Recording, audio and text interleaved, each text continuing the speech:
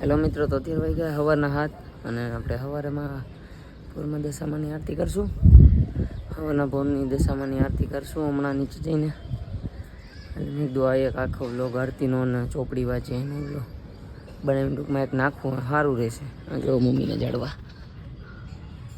મોટા બધા થઈ ગયા. અત્યારનું વાતાવરણ સારું છે, થોડુંક ઠંડુ વરસાદી માહોલ.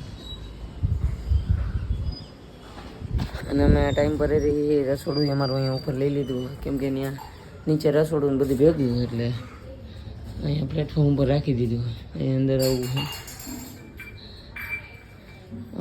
એટલે અહીંયા ઉપર બહુ મોટી જગ્યા છે, એટલે રસોડું અમે અહીંયા શિફ્ટ કરી નાખશું હમણાં.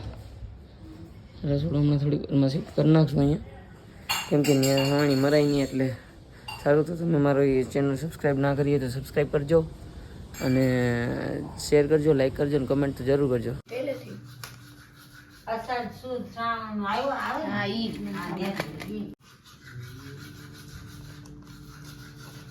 ક્યાંથી વાત વિડીયો ઉતારે. અબીલ કલામ નામના નગરનો રાજા કર્ણદેવ ખૂબ જ અહંકારી અને વિલાસી હતો. તેના અભિમાન અને ભોગ વિલાસનો કોઈ પાર ન હતો. તેને કમલાવતી નામની એક ગુણવાન અને ચારિત્રશીલ પત્ની હતી. તે જેટલી જ આસ્તિક હતી એટલો જ કર્ણદેવ નાસ્તિક હતો. રાણી કમલાવતી કર્ણદેવને ઘણીવાર સમજાવતી કે અભિમાન સારી વસ્તુ નથી, માણસને ધર્મ કાર્યમાં પણ ધ્યાન આપવું જોઈએ. સુખ અને વૈભવ આજે છે ને કાલે નહીં. પરંતુ રાજા તો રાણીની આ સલાહ માનવાને બદલે ઉલટો વધુને વધુ બગડવા લાગ્યો. તે સુરા અને સુંદરીના મદ અને કેફેમાં મસ્ત રહેવા લાગ્યો. એક દિવસ નિરાશની મહેલના ઝરૂખામાં ઊભી હતી ત્યારે તેણે થોડેક દૂર નદી કિનારે કેટલીક સ્ત્રીઓને ભેગી મળી કંઈક વ્રત કરતી જોઈ. તેણે દાસીને બોલાવી એ સ્ત્રીઓ શું કરતી હતી તે જાણી લાવવા મોકલી. થોડી વાર દાસી પાછી આવી અને રાણીને કહ્યું, રાણીજી, એ સ્ત્રીઓ દશામાનું વ્રત કરે છે. રાણી આશ્ચર્ય પામી. તેણે પૂછ્યું, એ વ્રત કેવી રીતે કરાય છે તે જાણી લાવી છે? હા, તેમણે કહ્યું કે અમે સૂતરના 10 તાતણા લઈને તેને કંકુથી રંગીએ છીએ અને તેની 10 ગાંઠો વાળીએ છીએ. વળી દશામા માતાની માટીની મૂર્તિ બનાવી તેની પૂજા કરીએ છીએ. આ સાંભળીને રાણીને પણ દશામાનું વ્રત કરવાનું મન થયું. તેણે રાજાને વાત કરી. રાજાએ હાંસી ઉડાવતા કહ્યું, રાણી, આ વ્રત બધું ધતિંગ છે. આપણે શેની ખોટ છે કે આપણે આ વ્રતથી પૂરી કરવી છે? ધન, દોલત,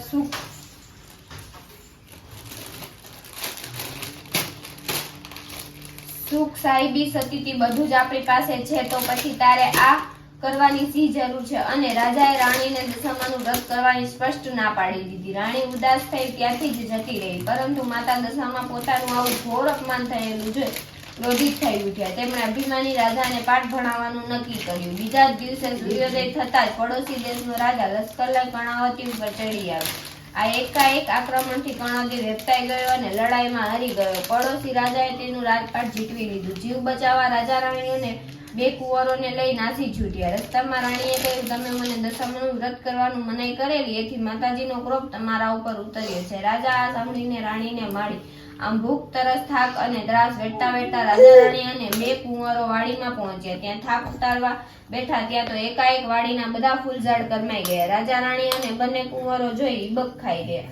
ત્યાં માળી આવી ચડ્યો. તેણે પણ આ દ્રશ્ય જોઈ અને વિચારવા લાગ્યું કે માનો કે ન માનો, પણ આ લોકો જરૂર અકર્મી લાગે છે. નહીતર હરીભરી લીલોતરી આ રીતે ક્ષણોમાં સુખીભટ થાય નહીં. એમને અડધૂત કરી કાઢી મૂક્યા. રાજા રાણી અને બંને કુંવરો નિરાશ વંદને ત્યાંથી આગળ ચાલવા લાગ્યા. થોડે દૂર ગયા પછી એક વાવ આવી. વાવ જોઈ બધાને પાણી પીવાનું મન થયું. કુંવરો તો ઝડપથી ચાલતા ચાલતા વાવના પગથિયા ઉતરવા લાગ્યા. પરંતુ વાવમાં ગયા તો બંને કુંવરો અદ્રશ્ય થઈ ગયા. રાજા અને રાણી બંને કારનું કલ્પાંત કરી ઉઠ્યા. રાજાને હવે મનોમન પછતાવો થવા લાગ્યો કે જરૂર દશામાના ક્રોધનો તે શિકાર બન્યો છે. પહેલા રાજ ગયું અને હવે કુંવરો. રાજાએ રાણીને કહ્યું, રાણી, રડીશ નહીં. જેને કુંવરો આપ્યા તેને જ કુંવરો પાછા લઈ લીધા છે. રાજા અને રાણી આગળ ચાલ્યા. ચાલતા ચાલતા તેઓ એક ગામના પાદરે પહોંચ્યા. રાજા આનંદિત થઈ ઉઠ્યો અને કહ્યું, રાણી, આ તો મારી બહેનનું ગામ છે. ચાલ મારી બહેનને મળવા જઈ. રાજાએ એક માણસને બોલાવી પોતાની આગમનનો સંદેશો આપવા બહેનને ત્યાં મોકલ્યા. બહેને પોતાના ભાઈ માટે પિતાના ઘડામાં સુખડી ભરીને મોકલાવી. એ ઘડામાં એક સોનાનું સાંકડું પણ મોકલ્યું. રાજાએ ઘડામાં જોયું તો સુખડીની જગ્યાએ કોલસા અને સાંકડાની જગ્યાએ ફૂફાડા મારતો કાળોતરો નાગ હતો. આ જોઈ રાજા ક્રોધિતથી રાટતો પીળો થઈ ગયો. તેને માન્યમાં ન આવ્યું કે તેની સગી બહેનને ગળામાં તેના માટે સાપ મોકલ્યો હતો, પરંતુ તે હકીકત હતી. રાજાનું માથું પકડી વિચાર કરવા લાગ્યો તો તેને સમજાયું કે આ બધું દશામાના ક્રોધનું પરિણામ છે. આથી તેને ઘડાને ભૂલમાં જ દાટી દીધો. રાજા અને રાણી આગળ વધ્યા. ચાલતા ચાલતા એક નદી આવી. નદી કિનારે ચીભડાની વાડી હતી. રાણીને ખૂબ ભૂખ લાગી હતી. તેને રખેવાળને એક ચીભડું આપવાનું કહ્યું. રખેવાળે રાણી ઉપર દયા આવી. એણે રાણીને એક ચીભડું આપ્યું. રાણીને ચીભડાને સાડીના છેડેથી ઢાંકી દીધું. રાણીને થયું કે કોઈ કુવા કિનારે શાંતિથી ચીભડું ખાઈ પાણી પીશું. રાજા રાણી થોડે દૂર ગયા હશે ત્યાં જ તેમની પાછળ સૈનિક આવી પહોંચ્યો. તેમણે બંનેને રોક્યા અને તેમને ઝડપી લીધા.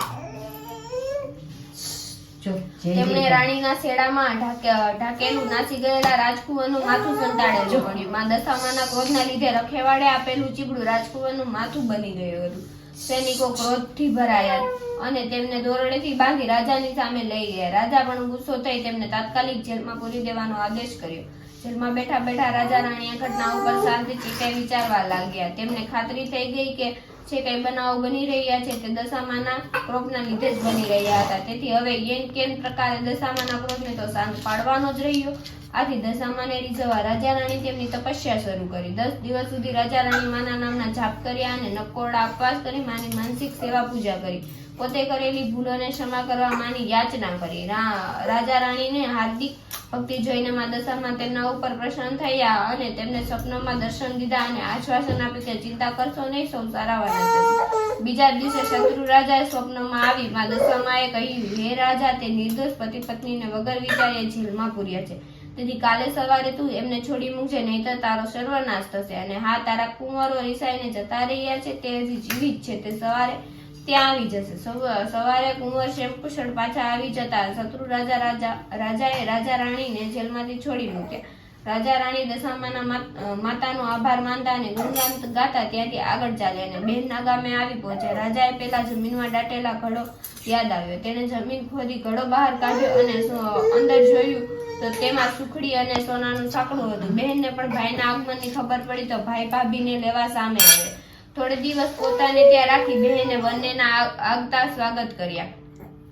પછી રાજા રાણીએ બહેનની વિદાય લીધી અને આગળ ચાલ્યા. તેઓ પેલી વાવ પાસે આવી પહોંચ્યા જ્યાં તેમને બંને કુંવરો અદ્રશ્ય થઈ ગયા હતા.